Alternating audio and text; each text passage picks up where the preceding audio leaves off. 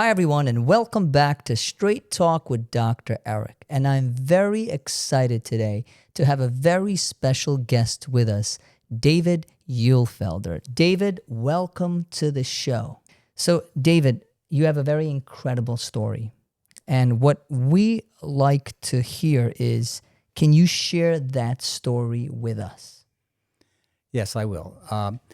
I was in the computer business, and I was managing over 100 computers remotely. Mostly it's called MSP, Managed Service Provider. And I was noticing that I was forgetting passwords. I was forgetting routines that I needed to use to fix things. And it really was bothering me. And I thought to myself, there's something wrong here. I need to look into this, because that can't be something you do or have that problem being in this business. I could literally have wiped out people's information and maybe not even known. So what I did was I said, okay, I need to do something about it. So I went to a neurologist, and we did the first test, which I forget what the name of it is, but they talk you through how to count from 100 back down to by sevens and so forth, and draw things. And that test alone showed some problems, some short-term memory loss. And from there, we went on and did the other tests. We did the brain scans, we did the blood tests, and so forth. And everything came out basically that I did have Alzheimer's from what they told me. How was the process? How was the process of actually like getting an appointment with a neurologist? Let's say that's step one. Step two, picking out who is a neurologist who you trust, because dementia could often be misdiagnosed as another dementia. It could be Alzheimer's, it could be Lewy body, and then really you need to. So what was the process like? You're saying, you know what, I'm going to find someone who I trust, and I'll get an appointment next week, in a month. Well, walk us through that. Well, I had a friend that has Parkinson's, and he was using a doctor, and they recommended him, and that's how I found the doctor I was with, or I went to. And from there, that's the one that initially did the evaluation. Mm-hmm. And as you're doing this evaluation, what are you thinking? I mean, you're someone who's sophisticated. You were in the computer business and different types of, businesses. And now you're sitting there and someone's asking you to count back from 100 minus 7 and go all the way down. And what are you feeling during that? I was very anxious. And that's part of my problem at this point, or part of the disease is if I get flustered, sometimes like my mind gets flustered and I don't really be able to think about things, especially when I get upset. That's probably the most obvious times. So that's how I realized that also there was something going on. My wife and I talk about it now, saying, sometimes we had, husbands have arguments. I didn't know if you knew that, but they do. And we've been married 48 years. And there's times when you get upset with each other. Well, I used to just go from 0 to 100, getting upset. And I never knew why. But I think, at least now, this is part of my disease. And so now we talk about the fact that be kind to each other, and it's how you talk. And that's a lot of ways you have to think about how to talk to someone about that has Alzheimer's. So I'm fairly good about this. So it hasn't been too much problem. But it's a very important thing to remember. That's how you talk to someone with Alzheimer's that makes a difference in how they react and how they act. So you mentioned an interesting point in that one of the first signs was memory, right? You were starting to forget certain things. And then some behavioral changes where it wasn't like you to respond the way that you responded. And that was noticed by your wife. And it's like a sudden change. Like, what happened to David? That's not like him. I think it happened more over some years. It wasn't immediate, but it seemed to get worse, I think. It seemed to be more prevalent, that it would be easier to get me upset. Mm-hmm. So then you went to the neurologist. You got that initial test, kind of like a screening test. Yes. Usually either an MMSE or a MOCA to try to see. And then after that, what was the process like? Did they say you needed an MRI, a PET scan, like a spinal tap? Like how much workup was there? Well, at that time, the only way to do it from a blood test was actually from a spinal tap. Ooh. And I said, I'm not doing that. And then they came with the APOE test, which that gives you the markings of whether you're either or both of your parents have the tendency to have Alzheimer's. Doesn't mean you get Alzheimer's. It's not a diagnosis, but it's certainly an indicator. Now think about that. A spinal tap, which we used to use in the past, still use at a certain extent, is you're already nervous that, is my memory going? That's the most important. enterprise operating system is my brain of my life. And then someone says, yeah, we may try to figure out, let's have you in the fetal position, take a long needle and stick that needle inside your spine. I mean, if you had an anxiety level here, what happens afterwards? Yeah, and my wife wasn't. My wife has been a nurse. She's retired, but she said, no, that's not what we're doing. So then there's the blood test instead. Yes, and that had just come out. That's recent. It's in the last year, I'd say, right? There's different types of blood tests. There's one that most recently came out as well right now. That's correct. Right? Yeah. So you had that, and then what was the conversation like between the doctor? Because he's holding that paper or he's looking in the computer, right? And you're sitting there and he's looking at you, and he's going to have to tell you what he found. What was that conversation like? Well, first he said to me, do you want to know? Wow. That's huge. And I said, yes, I need to know, because I can't not do what I'm doing and still doing this as a computer consultant.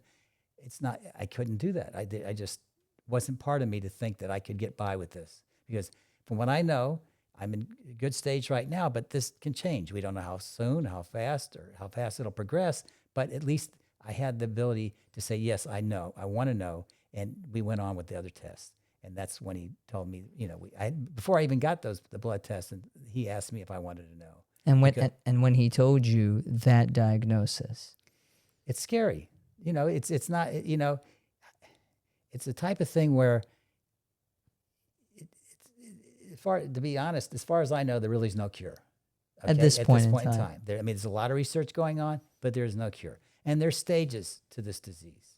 So that's why the early stages that I'm in is very important to recognize, because you can still do something like I've done, Mediterranean diet, exercise. And we'll talk about that, because I think that's very, very important. But Right. you brought something up important that the doctor told you is, do you want to know?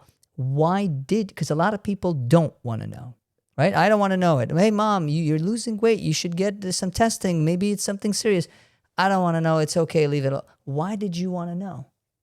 Because I wanted to know, because of my business, because I wanted to be able to, I didn't really know what to do at that point. I mean, it was early after that is when I talked to Karen. We'll talk about that. But I wanted to know because it was important to me, is again, going back to the business. I couldn't feel like I could continue, and I was able to get myself relieved of that business and be able to. So that was a business reason. It was a business reason. What about a personal, putting that aside, meaning that's very understandable and very commendable that you were thinking about your customers, your team and people.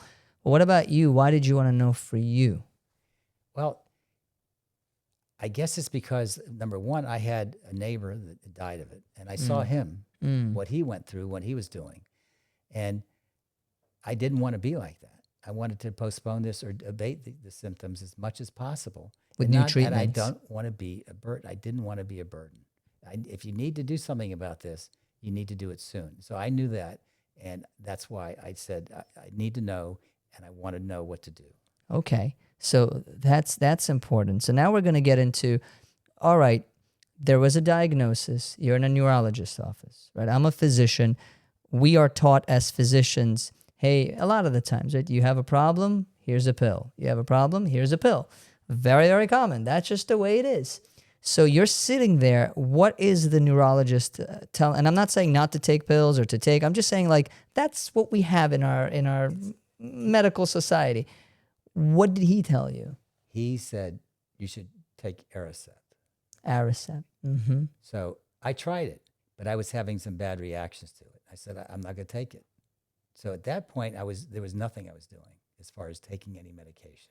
So kind of like, hey, there's Aricept.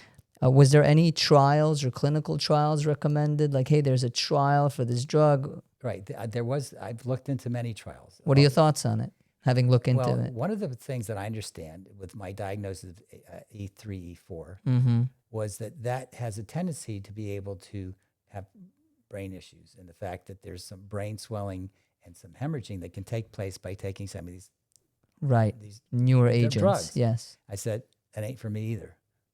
You don't want to risk that. I don't.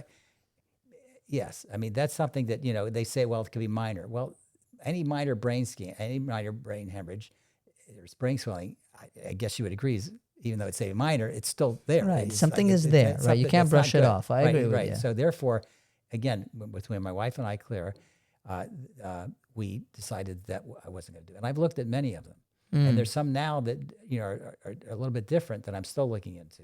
I can't give you the exact what they are at this point, but there are some now that I can possibly do it. And one of the ones that I just learned about, as we get a little ahead of ourselves, was healthy lifestyle.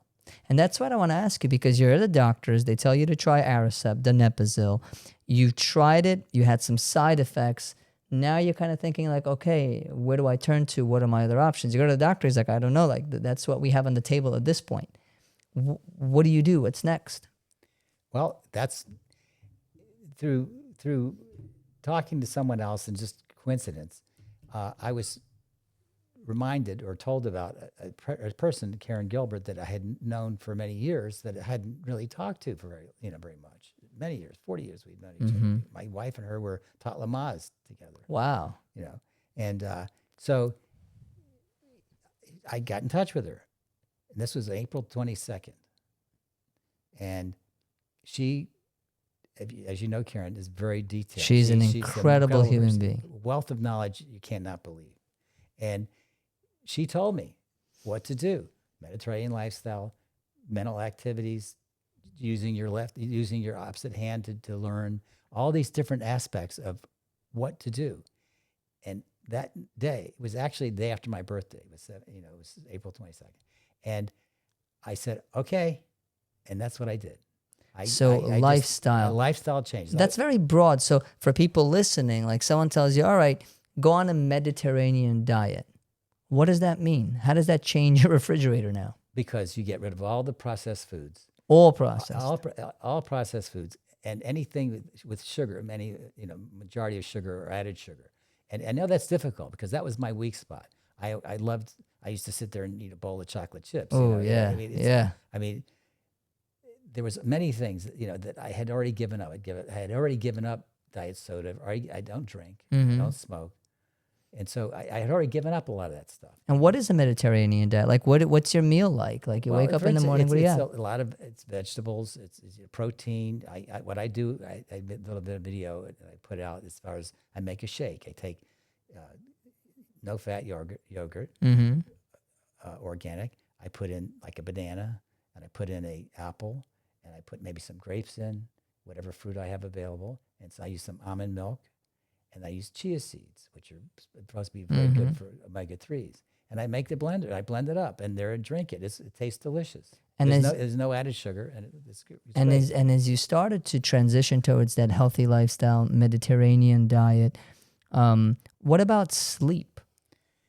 Sleep has been somewhat of an issue with me to some degree. I have been put on mirtazapine, a small dosage of that to help sleep. That's been something that the neurologist, one of the first things I went to him about, because I realized not only with what was going on with me, I wasn't sleeping well. And as well as anybody else, sleep is critical. If you're not getting good night's sleep, none of this makes any difference. And you're on point with that, because there's a recent study, I actually made a video about it, that came out and said, sleep, if you're not sleeping well, you are at a higher risk. I forget what it was, 38 or 40% risk, higher risk of having cognitive impairment and dementia. So, all of us now, we have our iPhones, I'm guilty of it too, right? I'm like 12 o'clock and I'm answering emails or I'm looking at Instagram. Right. But you wake up in the morning and you do feel foggy, and chronically, I could see how that common sense leads to dementia. And that was one of the basic things that I had went to him for initially, was sleep problem. And that little bit, and I also take a combination of magnesiums, a combination of 3 magnesiums that help you relax and sleep. So that's what I do every day. And I've been sleeping better. And I have, my watch tells me that I've been sleeping more than I have in the past year. So, I mean, it's definitely made a difference. And the other thing that was happening was when I was working, the only time you're doing any of this computer work is at nights and weekends. It's like, It's like real estate, it's nights and weekends. Yep. So I was up sometimes 12, 1 o'clock in the morning because I ran into a problem on somebody's machine. I was logged into it, and I used to wake up then at 5 or 6 o'clock. That's not enough sleep. No. So that was a big issue. So Mm-hmm. that's along with the frustration and tension and everything else that went along with it. I relieved myself of that, which all these things in combination, because it's not just one thing you need to do. It's many things you need to do, and it's a lifestyle change, and that's hard to do. And what Karen always praises me about is I was able to do it very quickly. It takes discipline. It does. It takes discipline to do that. It takes consistency. Which brings me to one of my life's thing I live by. Mm. The only thing you have control over in your life is how you let things affect you, Right. and what you do about it. That's it. You think you have control over anything else, you're wrong. And that's everything. And along with that, I say, the only thing that's permanent is change. Don't fight change. Right. Flow with it. There's ups and downs. It's going to change. Just don't fight it. And the other thing I say is treat others as you want to be treated. That's very important. Those three things. If people would just think about those three things and try to do it like I'm trying to do. And speaking of that, treat others like you would want to be treated. You know, a lot of the times when it comes to caregivers, they have such a burden. Yes. And there's obviously early stage dementia, moderate, and then severe. And a story I always say, David, is like, you know, my grandmother, she's 93. Lovely lady. She has severe dementia. And the dynamic is my mom, my dad, and my grandma, they all live together. My mom is the daughter-in-law. My mom loves grandma. She takes care of her. One day, grandma asked my mom, where is my mother? Where is her mother? And my mom's like, she passed away, right? She passed away. And my grandma, because again, she's wearing very different glasses. Right. She's like, no, you're lying to me, right? She didn't pass away. You're a bad daughter-in-law. It's right. So now, if you're a caregiver, you feel hurt. But what you have to understand, and you've talked about this too, is how do you respond? What's the right way to approach a person living with dementia and their behavioral changes? So I told Mom, I said, Mom, let's change it up. I said, your mom, she's good. She went to shopping. Everything's okay. You want to look at an album? So I redirected. Instead of, you know, being aggressive and saying, I'm a good daughter-in-law. What do you mean I'm not? And then you've treat everyone, because you have to understand where they're coming from. Right. They don't necessarily understand things the way they used to. And they don't want people, they're not trying to hurt you. It's just the glasses and what they see is very, very different. And once you start to understand the disease, especially being a caretaker, there's a lot of great help out there. Like our friend Tino, who is very good about that. And we're partners with Tino in the guide model. Right. And so the idea is that once you understand how to talk to someone, how to be with them and how to do it, it makes a huge difference. Because as I've noticed with myself, with being, getting upset, that's a trigger point. Certain things like saying the wrong things in the wrong way are trigger points. And right. That sends somebody into another whole facet of the disease or their reaction. And that's what you have to learn. I forget what Karen called it. Was it some kind of lie? What did she call it? She did say something. It was an acceptable lie. Yes, it is. Like I say, we all lie, we all have habits, we all make mistakes. But it's some lies, I guess, in those situations are acceptable. It definitely is acceptable. And also, like talking about that acceptable is a lot of times, and Karen and I and Tino and Scott, a lot of people in this space of helping caregivers and helping persons living with dementia, it's the right education and training and support. Right. So we had a session with a family member, and we've trained them on their person living with dementia didn't want to take a shower. Like, I'm not going to take a shower. No. So how do you approach that? Right? You could either approach that and say, you're going to take a shower. Mom, it's been 2 weeks. Come on, what's going on? Or you identify what the issue is. Number one, it's an issue of control. Mom doesn't want anyone telling her what to do. She still wants to hang on to control. Number two, Mom may feel uncomfortable getting undressed in front of her kids. right? So how do you approach this? So we taught that caregiver, we said, why don't you do this? Tell her, hey, mom, I'd love to go to the spa with you. What time is best for you? Is it 1 o'clock or 1:10? Control. Mom's in control at what time? Mom, you're in the spa now, you're relaxing, or you're in the bathroom, it looks like a spa. Mom, what do you want to take off first? You could do it. I don't, is it the shirt or is it the socks? Whatever you tell me, mom. Give that control to mom. You'll see how, and the caregiver told us, I tried it. Thank you so much because it changed my approach. It changed our relationship. Those are skills. And that's a simple thing to do. It's not something that, I have to remember how to do this, or I have to read a book, or the next step type of thing. It's logical. And your logic has to change a little bit when you're dealing with this. That's the issue. The logic that normally says you need to take a bath, you go take a bath or take a shower. This way, it's like I have to approach it a different way. And that's critical. And fortunately, I'm not quite at that stage yet, but the idea is that's definitely one of the stages that happens with. And support groups are just so important for caregivers, support group even for people who are living with dementia, because, hey, did you try this? Like what you're doing, the outreach campaign you're doing to try to educate the world. Hey, if you have dementia, don't just think it's over. You could do the Mediterranean diet. You could do exercise. You could increase your sleep. There's other things that you can do. So looking back at kind of like your journey of what lessons do you hope others would take away and learn from your journey? If they just found out, hey, I have this diagnosis.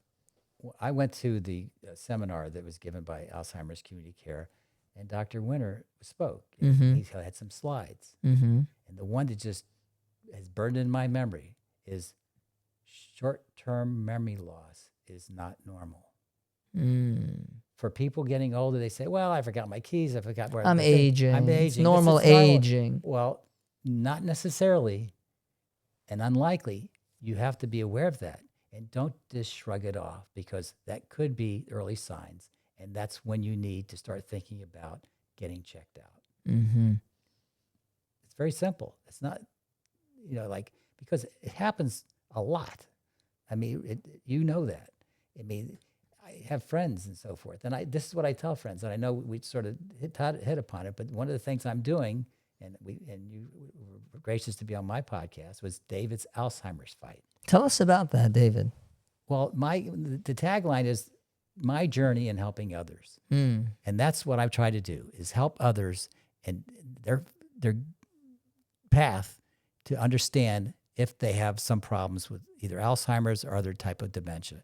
And what I try to do is bring on people like Dr. Erik and be able to show them the different ways of looking at this, from working with people that already have it, whether they're caregivers, and also the ideas of healthy lifestyle, which are, becoming more and more prevalent as far as a solution, especially when you're in early Alzheimer's stages, that it will help you abate some of the symptoms. In April, before I started this, I could barely complete a conversation because I always used to say, please don't interrupt me because I'll forget what I was saying. I would forget words. I forget my own password to get in the computer. I said, this is scary. Something's going on here. So that's what's critical. And what I try to do in the podcast is bring people on explaining these things. And by talking to Dr. Erik and talking to other people, it gives you the ability to learn. And it's a very simple thing to do. It's David's Alzheimer's Fight, and it's on all the podcasts. You go to my website, davidsalzheimersfight.org, and you'll be able to see all the different places and things. I also put other articles about other things about what's going on with research and so forth. That's so incredible. And it's incredible that you're doing this outreach to people so that when they're going through it, they can learn from what you know, what you've experienced, and they can have a comfortable and a better life because of some of the things and work that you're doing. I'm not the first person that's done this. It's something that's been done before, but you can never have too much information, and being able to decipher what's good, what's bad is always, especially in today's world, it's very difficult. But if you listen and talk to and go to reliable doctors and physicians like yourself, then you will be able to get guidance.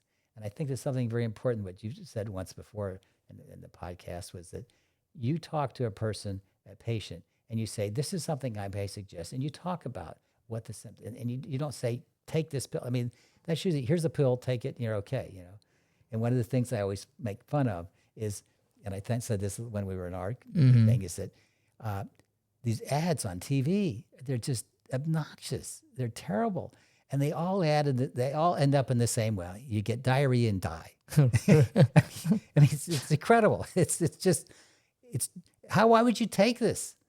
You know, that's true with a lot of medications we take. And then the other problem with medications that I know of is all these medications together, what side effects, how they combine. And the AI does help to some degree. And again, AI has hallucinations. We don't know if it's autonomy, but at least gives you another way of saying, I'm taking this, and this, and put it in there. And it gives you at least some indication of a potential problem. Then you could talk to your doctor if there is. That's why Medicare sees this as a big problem. And they came out with the guide model. They came out with, okay, there's going to be a care navigator. There's going to be a dementia proficient provider, meaning they know what they're talking about in the dementia space.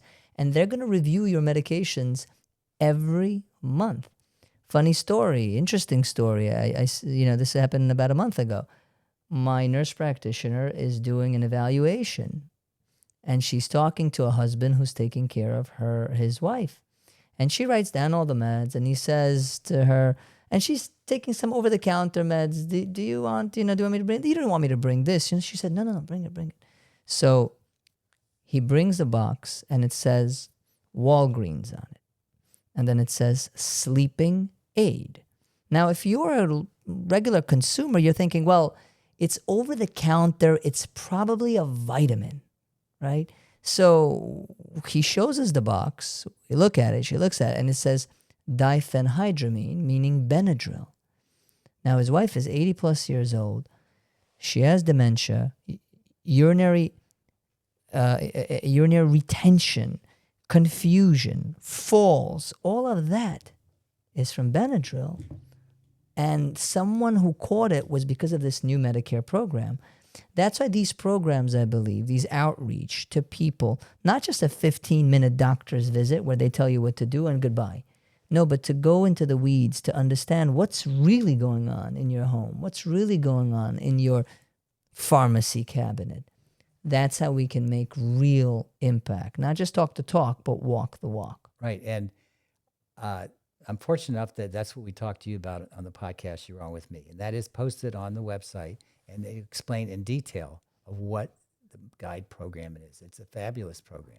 Hopefully they'll expand it. As we talked about, you just watch the podcast. It's an hour long, but you need to watch this. If you have any idea that this is happening, or you have a person that already has dementia or Alzheimer's or Parkinson's, this is something that actually will help. It will, if done right. Yes. When you told me about it, I said, how could this work? And you explained very nicely with Karen and so forth how this does work, and it makes sense, and it will work. It will help. It will. And I want to thank you, David, because you drove probably an hour and a half to spread your message today, right? Today to come here on a Friday afternoon, to drive an hour and a half here, then to drive back. There's no financial incentive for David to do this. No, he did that from his own free will, where he could be suntanning and going to the pool, to spread his message so that folks can listen, even if it touches 5 people, 10 people. And then you will take up this lifestyle change. You will take up the diet, the stuff. In business, they have a term, garbage in, garbage out. So if you're putting garbage in, the M&Ms, the Twix, the Coca-Colas, obviously it's going to be garbage out. And so David took his time, which is the most valuable commodity out there. There's nothing more that you can ever get back, to come and spread the message to you. That's how I know it's authentic, it's real, and I'm confident that a lot of people will benefit from your podcast, from your message, and from your assistance and help. And I hope for many, many more years to come that your voice and your message will ring a bell on this and help a lot of people. I actually went with a friend of mine. He invited me to the Florida Association of Speakers, professional speakers. And he invited me, and I said, I don't know. I'm not really a professional speaker. I'm not sure if I really want to be there. But what happened was during the breaks and so forth, I was telling the people saying, well, who are you? And why are you here? And I told them, and they said, that's amazing. So I got 5 or 6 business cards. I emailed people and said, if you're still interested, we'll get together and talk about it. But it was like, there's one guy that said, or one person that told me this, you could actually go to 55 and older communities and talk about this. Yes. Because that's the people Yes. that need to know. Yes. Those people are the ones that you need to target. I think you should. I think it's a great idea. And that way, the whole idea, I believe we're on this earth as humans to help each other. That's the bottom thing. That's the fourth thing. And that's what it's all about. You need to be able to think of yourself as all being one. Do you know what you're doing now also is actually studied in science, and an article came out. It said having a sense of purpose decreases the risk of either developing mild cognitive impairment or dementia, or slows it down because you have a sense of purpose. And what you're doing, the Mediterranean diet, the sleeping, the exercise, but also you have a sense of purpose. Yes. And that's helping a lot of people, but it's also going to be helping you with How many people have you heard when they retire? They expire. They not only expire, they don't have a purpose. Right. I always wanted to do volunteer work. I said when I wanted to retire. Well, there it was. There's debates and so forth, but things I believe happen for a reason. And it happened to me. I mean, I was handed this. And so my wife just said the other day, says, you're working harder now than you worked when you were working. Wow. I mean, I'm still up at night writing emails and working on the website and working on the podcast. But it gives me focus. It gives me something that I only help myself with, because that's part of the helping yourself, and doing these things makes it better for you. You're helping others. That's what it's all about. I mean, it's to me, that's what it is. It really is. And thank you so much. I appreciate your time. I'm very blessed to have you on this podcast, and I look forward to hearing a lot more about your message and your outreach about Alzheimer's. Thank you. Thank you very much, David.